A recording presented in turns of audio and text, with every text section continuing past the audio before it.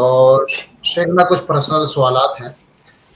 ان میں سے جی ایک سوال جی کہ کرامت اور معجزہ اس کے درمیان فرق کیا ہے؟ اس کی وضاحت دیکھیے، فرمائیں۔ پہلی بات تو میں یہ کہنا چاہتا ہوں کہ معجزہ شرعی لفظ نہیں ہے،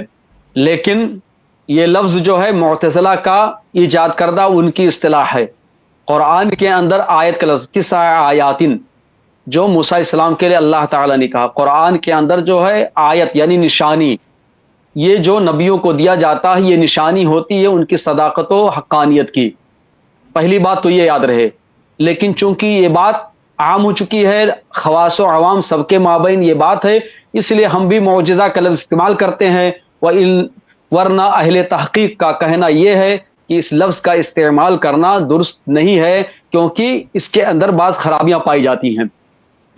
یہ بات معجزہ لفظ کے تعلق سے، لیکن جہاں تک معنی کا مطلب ہے، چاہے آیت کہیں، نشانی کہیں،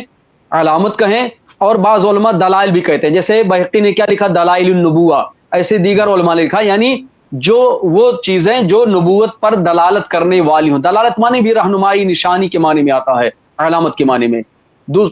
اور جہاں تک تعریف کی بات ہے تو معجزہ کہتے ہیں ایسی بات کو جو عام کائناتی نظام کے برخلاف ہو، عام کائناتی نظام کے برخلاف ہو،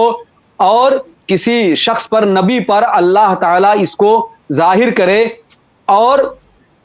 جو اس بات پر دلیل ہو کہ نبی سچا اور صحیح ہے نبی ہونے میں، اور جو چیز اس کے ہاتھ پر ظاہر ہو اس تعلق سے اس کا کوئی مقابلہ نہ کر سکے اور اس جیسی چیز کوئی پیش نہ کر سکے، یہ معجزہ کا معنی ہے۔ جہاں تک کرامت کی بات ہے تو کرامت کا لفظ بھی احادیث کے اندر یا قرآن کے اندر نہیں آیا ہے، لیکن چونکہ علماء نے استعمال کیا ہے جو اس کا معنی اس کے اعتبار سے، کیونکہ اس کے اندر اللہ کے اولیاء کی تکریم ہے، تو کرامت کہتے ہیں اس چیز کو جو عام کائناتی نظام کے خلاف ہو، اور کسی نیک بندے کے ہاتھوں پر اللہ تعالیٰ اس کو ظاہر کرے، جو بظاہر نیک ہو، متقی ہو، پرہیزگار ہو، اور وہ نبوت کا دعویٰ نہ کرنے والا ہو، نہ نبوت کے مقدمات میں سے کسی کا دعوے دار ہو۔ اسی لیے علماء نے کہا ہے کہ کرامت در حقیقت نبی جو ہوتا ہے اسی کے معجزے کا حصہ ہے، کیونکہ جو کرامت کسی ولی کے لیے ظاہر ہوتی اللہ تعالیٰ کی طرف سے، یہ اس نبی کے دین پر اتباع کرنے کی وجہ سے ہوتی ہے، اس کی صالحیت للہیت کی وجہ سے ہوتی ہے، جو اس بات کی دلیل ہے کہ وہ اس نبی کا متبع اور پیروکار ہے۔ تو در حقیقت نبی کے ہاتھوں پر ظاہر ہونے والی کرامت بھی معجزہ اور آیت کا حصہ ہوتی ہے، اور اس بات کی دلیل ہوتی ہے کہ جس نبی کا یہ امتی ہے وہ سچا نبی ہے، صحیح نبی ہے، اللہ کی طرف سے بھیجا ہوا نبی ہے۔ ایک بات جو ہے، ایک چیز میں کرامت اور معجزہ یکساں ہوتی ہے، یعنی کس چیز میں؟ کہ جو کائناتی نظام ہے یکساں، یعنی سمندر پہ کوئی چلتا جائے اور اس کی کوئی چیز ڈوبے نہ، جیسے حضرت سعد بن ابی وقاص وغیرہ کے ساتھ پیش آیا، یا آگ میں ڈال دیا جائے اس کے بعد بھی نہ جلے، جیسا کہ ابو مسلم خولانی رحمہ اللہ کے بارے میں آتا ہے۔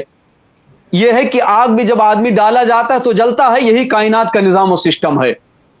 اور ایسے ہی سمندر پر اگر کوئی پیدل چلتا تو ڈوب جا کر، تیرنا نہیں آتا اور تیرتا نہیں تو ڈوب جائے گا۔ اور نبی صلی اللہ علیہ وسلم کے ہاتھ سے جو معجزہ ہوا کہ چاند 2 ٹکڑے ہوئے تو کسی کا بس کی بات نہیں ہے، اور ایسے ہی 2 انگلیوں کے بیچ سے پانی کا نکلنا اور بہت ساری چیزیں۔ موسیٰ علیہ السلام نے جب لاٹھی ماری تو سمندر پھٹ گیا اور خشک راستے پیدا ہو گئے۔ تو دونوں کرامت اور معجزہ اس چیز میں کہ دونوں نبی اور ولی کے ہاتھ پر جو چیز ظاہر ہوتی ہے وہ کائناتی